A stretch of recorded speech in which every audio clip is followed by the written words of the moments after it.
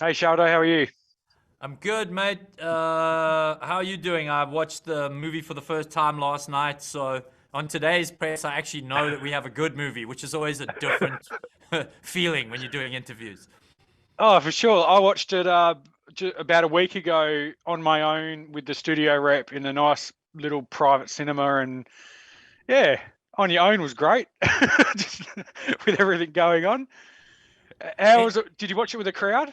oh yeah, man. Yeah, no, it was that was what was so amazing. Was just I've never been in a movie where I saw the visceral kind of the physical reactions of edge of the seat, like people actually on the edge of the seat, biting their nails, jumping back, and Americans are very expressive in movie Yeah. theaters more so than I think probably many audiences, if not all.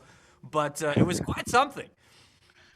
Well, that was the thing I was disappointed about when I got to watch it. I was like, oh, it'd be great to watch it with like 300 people because some of those 100%. scenes, some of those scenes, you're sitting there going, pardon the French, holy shit, like this is full on. So obviously the premiere was last night. You watched it. The crowd reaction was great. So you're bound to be happy with that. Um, how was the experience for you shooting this film?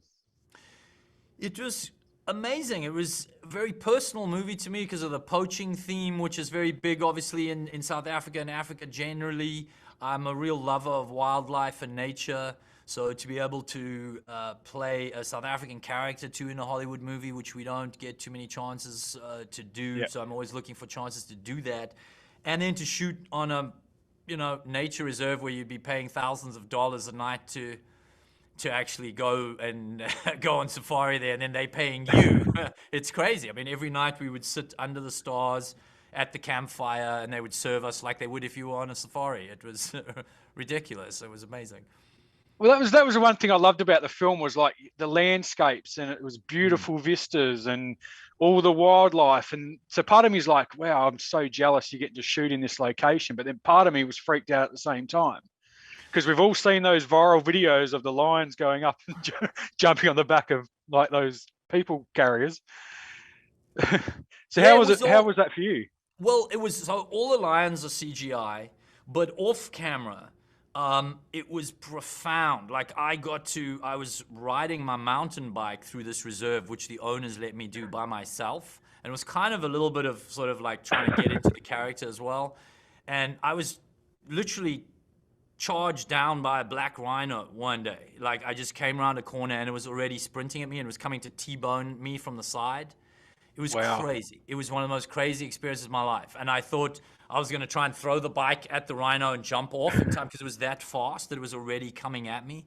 Yeah. And literally, as he came within the field of view, which is about 3 meters, when they can then see you, that's why they're so dangerous. The black rhino, it charges first and then decides at the last minute if it wants to, horn you and knock you over. And so as he saw me, and I just, it was unbelievable. I tried to sort of talk to him like he was a bad dog, just in desperation. I was kind of like, no, no, no, no, no, boy. And then he just kind of turned and went round me at the last minute. So it's dangerous out there, let me tell you. It's properly dangerous. Even a buck running across in a panic, and if it's just you on a bike, like it's really terrifying. Yeah, I bet. And speaking of the CGI, like you'll know, well, you're a bit of a veteran working with CGI characters all the way back to like District Mm, 9.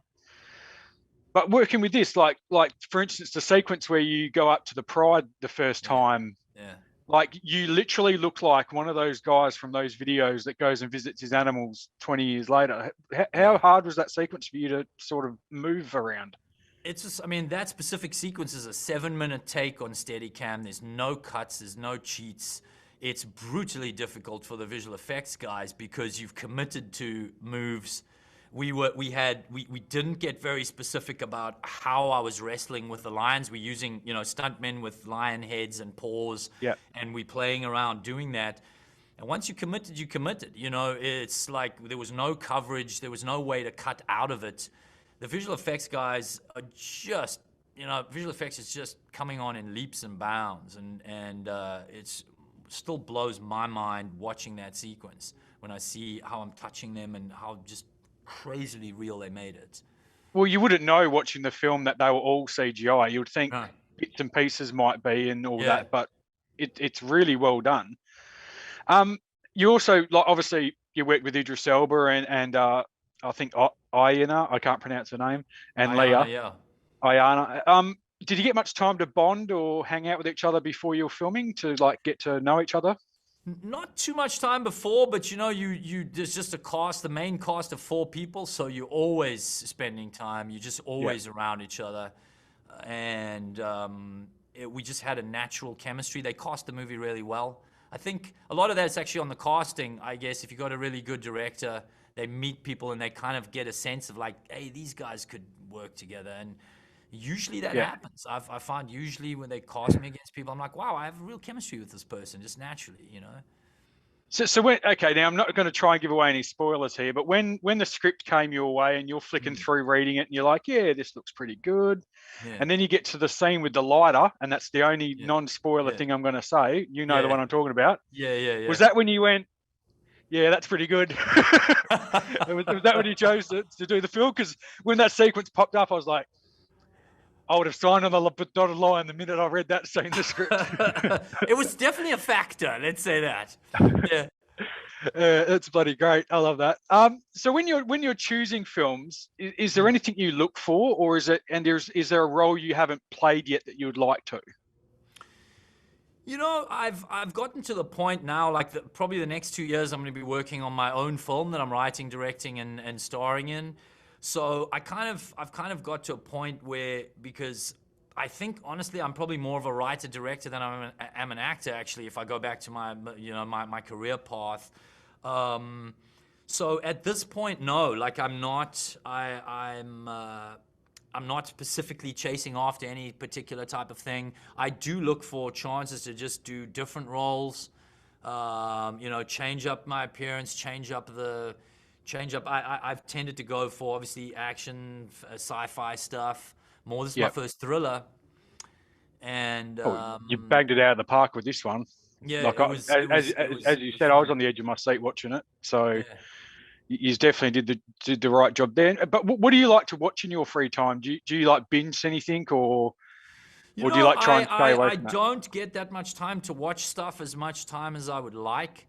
And I'm always up for any time people are trying to do something different, man. You know, I did the second series of Russian Doll just because I watched the first one and I was like, this is just different. This is someone just doing something ballsy and different and creative. You know, recently watched Everything Everywhere All at Once. Yep. If I'm saying that right. And just thought, wow, just great to see people just you know, that there's still artistry in film, that it doesn't feel like a factory that's just churning out stuff, which a lot of the time our business seems to have been heading that direction. Now, lastly, because I'll run out of time in a minute, I ran a cinema back in 2009 when District 9 came out. Oh, yeah. And I'll never forget this night. It was opening weekend, cinemas were full, and this is when we had film, so everything was on the platters. Yeah. And probably 4 to 5 minutes left in District 9, the film fell off the platter and stopped. And I had to go into a cinema with about 200 people in it and say, sorry guys, the film's done. We can't just restart it at the spot that it stopped because it's film and it's all over the floor. And I go, so yeah, I'll give you a ticket to come back and watch it again, or I can tell you what happens in the last 4 minutes.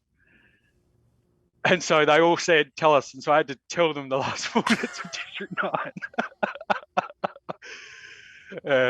But anyways, I hope you acted it out.